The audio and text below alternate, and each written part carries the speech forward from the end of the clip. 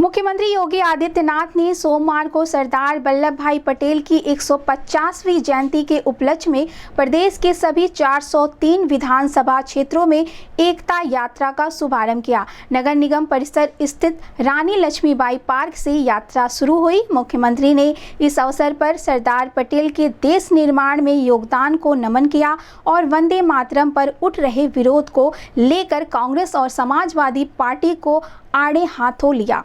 उन्होंने कहा कि वंदे मातरम ने आज़ादी के आंदोलन में देश की चेतना जगाई, लेकिन कांग्रेस ने तुष्टीकरण की राजनीति में इसके मूल स्वरूप में बदलाव किया और आज भी कुछ लोग इसका विरोध कर रहे हैं। उन्होंने कहा कि कोई भी व्यक्ति मत या मजहब राष्ट्र से बड़ा नहीं हो सकता। अगर व्यक्तिगत आस्था राष्ट्रीय एकता में बाधक बने तो उसे एक ओर रख देना चाहिए। मुख्यमंत्री ने सपा के एक सांसद द्वारा वंदे मातरम गाने से इनकार की आलोचना की और कहा कि ऐसे लोग जिन्ना के कार्यक्रमों में शामिल होते हैं लेकिन लौह पुरुष पटेल की जयंती से दूरी बना लेते हैं। मुख्यमंत्री योगी ने वंदे मातरम के इतिहास को याद करते हुए कहा कि आज़ादी की लड़ाई में यह गीत हर भारतीय का संकल्प मंत्र था। उन्होंने बताया कि कांग्रेस ने 1937 में वंदे मातरम के कुछ अंशों में संशोधन के प्रयास भी किए जो दुर्भाग्यपूर्ण था। उन्होंने कहा कि यदि कांग्रेस ने समय रहते वंदे मातरम के सम्मान में दृढ़ रुख अपनाया होता तो देश का विभाजन टल सकता था। योगी ने कहा कि आज भी कुछ लोग भारत की एकता से ऊपर अपने व्यक्तिगत मत और मजहब को रखते हैं, जो संदेह पैदा करता है। उन्होंने चेतावनी दी कि जाति, क्षेत्र और भाषा के नाम पर समाज को बांटने की कोशिशें नए जिन्ना पैदा करने की साजिश है, जिसका समय रहते विरोध जरूरी है। मुख्यमंत्री ने घोषणा की कि प्रदेश के सभी स्कूलों और शैक्षणिक संस्थानों में वंदे मातरम का गायन अनिवार्य किया जाएगा ताकि राष्ट्र के प्रति सम्मान और मातृभूमि के प्रति भावनाएं मजबूत हों। मुख्यमंत्री ने पटेल को राष्ट्र की अखंडता का शिल्पी बताते हुए कहा कि उनकी जयंती को राष्ट्रीय एकता दिवस के रूप में मनाने की शुरुआत पहले अटल बिहारी वाजपेयी सरकार ने की, जिसे प्रधानमंत्री नरेंद्र मोदी ने और व्यापक रूप दिया। उन्होंने यह भी बताया कि केवड़िया में स्थापित स्टैचू ऑफ यूनिटी दुनिया की सबसे ऊंची प्रतिमा है जो भारत की एकता का प्रतीक है। कार्यक्रम में जल शक्ति मंत्री स्वतंत्र देव सिंह, भाजपा उपाध्यक्ष डॉक्टर धर्मेंद्र सिंह, महानगर संयोजक राजेश गुप्ता सहित कई जनप्रतिनिधि एवं पदाधिकारी उपस्थित रहे। आज हमारा सौभाग्य है, पूरा देश भारत माता के एक महान सपूत लौह पुरुष सरदार वल्लभ भाई पटेल की 150वीं जयंती कार्यक्रम को पूरे उत्साह उमंग के साथ विभिन्न कार्यक्रमों के माध्यम से आयोजित कर रही है। भारत की अखंडता के शिल्पी लौह पुरुष सरदार वल्लभ भाई पटेल को भारत की वर्तमान पीढ़ी सम्मान दे सके। आजादी के बाद यह एहसास पहली बार इस देशवासियों को सरदार अटल बिहारी वाजपेयी जी की सरकार के समय हो पाया था, जब उन्होंने अखिल भारतीय स्तर पर 31 अक्टूबर लौह पुरुष सरदार वल्लभ भाई पटेल की जयंती के रूप में आयोजित करने का निर्णय लिया था। और यह आयोजन बृहद पैमाने पर राष्ट्रीय एकता के कारक बने, इसको लेकर के जो आयोजन प्रारंभ हुए वह आज के यशस्वी प्रधानमंत्री और दुनिया के सबसे लोकप्रिय नेता श्री नरेंद्र मोदी जी के प्रधानमंत्री बनने के बाद 31 अक्टूबर की तिथि राष्ट्रीय एकता दिवस के रूप में आयोजित होना प्रारंभ हुआ है। याद करिए, जब गुजरात के मुख्यमंत्री के रूप में आदरणीय प्रधानमंत्री जी कार्य कर रहे थे, तब उन्होंने नर्मदा नदी पर जो सबसे बड़ा डैम बनाया था, उसका नाम सरदार सरोवर रखा। सरदार सरोवर डैम के माध्यम से उन्होंने एक ऐसे स्थल को जो वीरान था, आज देश और दुनिया का एक बेहतरीन टूरिज्म के डेस्टिनेशन के रूप में स्थापित कर दिया। कारण है लौह पुरुष सरदार वल्लभ भाई पटेल की जो प्रतिमा है, दुनिया की जितनी भी प्रतिमाएं अब तक बनी हैं, उन सब में सबसे विशाल और विराट प्रतिमा केवड़िया गुजरात में सरदार सरोवर के तट पर लगी है। ये प्रतिमा यूनिटी ऑफ स्टैच्यू है, भारत की एकता की मूर्ति है, जो लौह पुरुष के रूप में पूरे भारत को मार्गदर्शन दे रहा है। और गुजरात के सरदार सरोवर के तट पर स्थित ये प्रतिमा केवल एक प्रतिमा नहीं है। याद करिए, जब मोदी जी मुख्यमंत्री थे, गुजरात के मुख्यमंत्री के रूप में उन्होंने पूरे देश से भारतीय जनता पार्टी और उसके आनुषंगिक संगठनों से 2013 में अन्नदाता किसानों से, श्रमिकों से, नागरिकों से लोहा एकत्र करवाया था। घर का फालतू लोहा दान करो, मिट्टी दान करो। भारत की माटी और भारत का लोहा जब बनेगा, एक साथ मिलेगा, तो दुनिया की सबसे बड़ी प्रतिमा स्थापित होगी। और यूनिटी ऑफ स्टैच्यू जो लौह पुरुष सरदार वल्लभ भाई की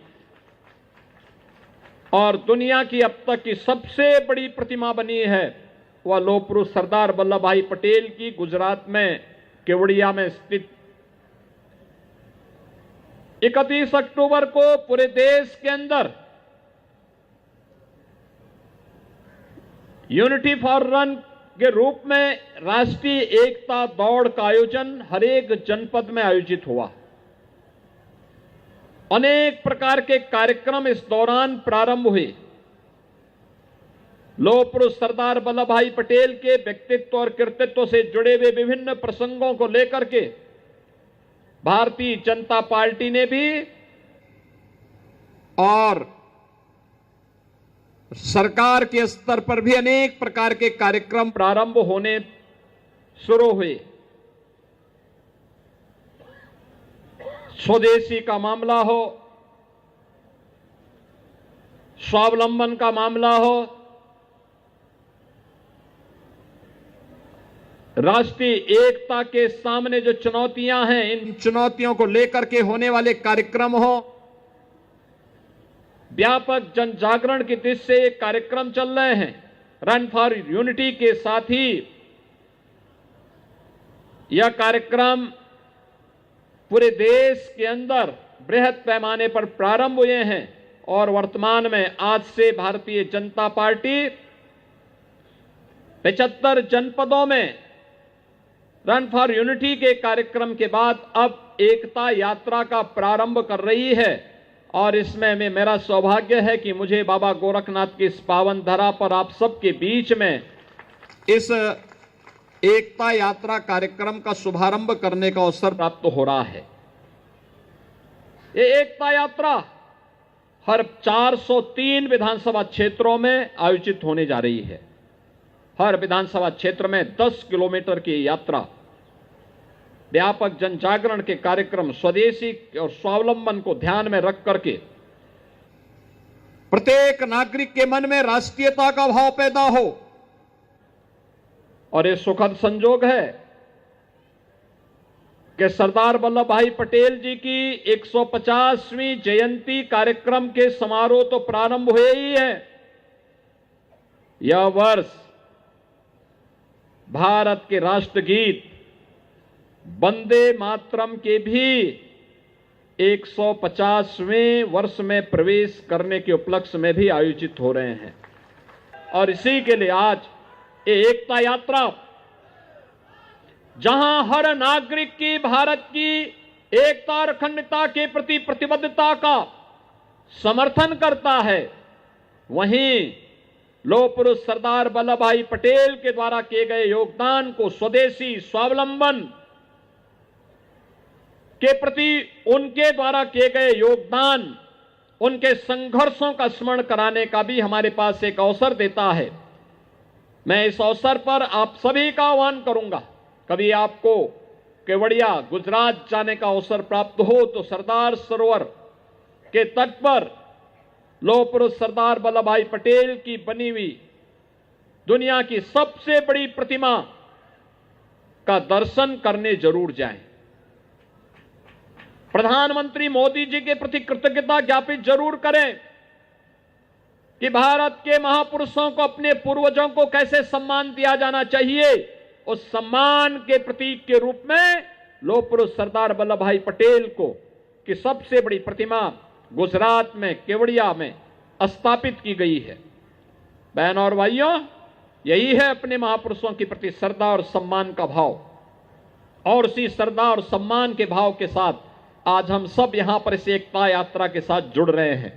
मेरा आह्वान होगा, स्कूल कॉलेजेस में इसमें डिबेट होनी चाहिए।